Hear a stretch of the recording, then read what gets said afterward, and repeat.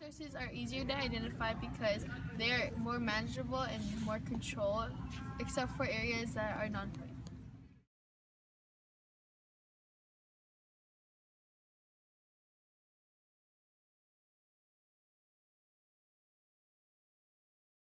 The effects in the living organism may cause diseases such as cancer, pink eye, and rashes. Why do you think this is an important issue to talk to the government about? I think it's very important because if, say, my generation isn't very responsible and they make the water dirty, when your generation becomes older, if they do the same, then the people that come after you, the water is going to be even worse.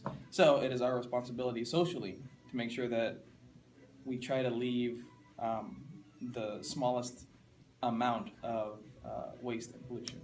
The hard work was all worth it, making our efforts to have the United States embrace its responsibility to help the world deal with our water and sanitation crisis.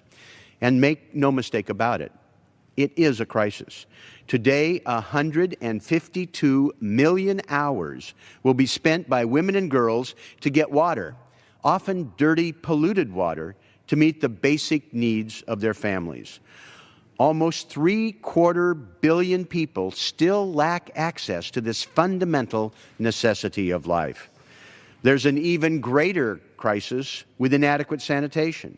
There are approximately 2.5 billion people who suffer from this lack of what most of us take for granted. It results in horrific disease, stunted growth, even malnutrition. In fact, the children under 5 who are malnourished in India are suffering less from a lack of food and more from the diseases produced by poor sanitation. How do you think we can help it? I think raising awareness about what we do with our trash can help prevent or minimize ocean pollution or water pollution.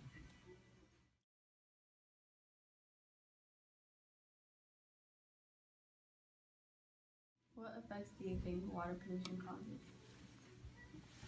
Well, one, it hurts the environment, but two, if we're ingesting the water that is now dirty or polluted, it could lead to a lowered immune system, means you get sick more often, or if it's a high concentration of something, then it could lead to even worse things.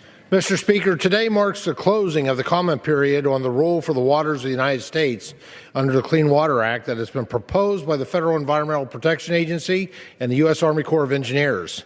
Since comment period opened, which was April 24th of this year, landowners, states, counties, and groups representing a diverse range of both economic and environmental stakeholders from across the country have filed more than 250,000 comments on a role that threatens both our economy and the ability of states to effectively manage water quality.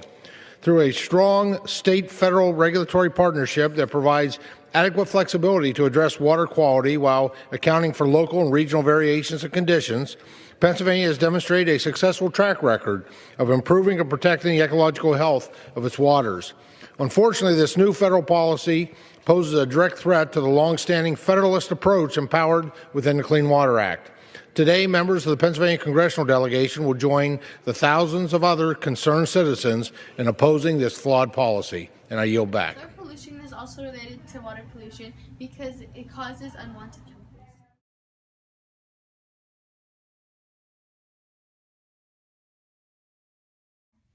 How do you feel about water pollution? I disagree with water pollution Why? because we drink water, and so anything that we put into the water will eventually come back to us.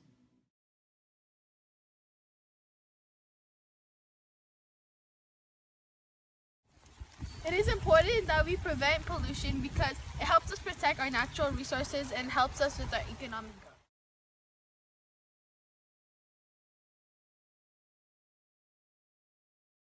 Pollution occurs in many different forms such as water, oil, air, and heat. It is important that we should reduce pollution because it may lower down financial costs and environmental costs. Water pollution oil may cause death to several wildlife species. Sewers and fertilizers can cause algae or plankton that may cover up areas like oceans, rivers, and lakes. We need a solution to improve pollution.